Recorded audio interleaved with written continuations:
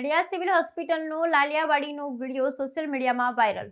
તારીખ 6 સપ્ટેમ્બર 2025 સવારે 4 વાગ્યાનો વિડીયો સોશિયલ મીડિયામાં વાયરલ। નડિયાદની સિવિલ હોસ્પિટલમાંથી એક ચોંકાવનારો વિડીયો સોશિયલ મીડિયામાં વાયરલ થયો છે। આ વિડીયો એક જાગૃત નાગરિકે બનાવ્યો હતો, જેમાં હોસ્પિટલની બેદરકારી સ્પષ્ટ જોવા મળી રહી છે। વિડીયોમાં દર્શાવ્યા મુજબ હોસ્પિટલમાં ડિલિવરી માટે એક મહિલા આવી હતી, ત્યારે હોસ્પિટલનો સ્ટાફ સૂતો જોવા મળ્યો હતો। સાથે સાથે સમગ્ર હોસ્પિટલમાં વરસાદી પાણી ઠેર ઠેર ભરાયું હતું। અહીં સુધી કે હોસ્પિટલના મુખ્ય દરવાજા પર પણ પાણી જોવા મળ્યું હતું। જો કોઈ ડિલિવરી માટે આવેલ પેશન્ટ લપસી જાય તો ગંભીર પરિસ્થિતિ સર્જાઈ શકે તેવી ચિંતા નાગરિકોએ વ્યક્ત કરી છે।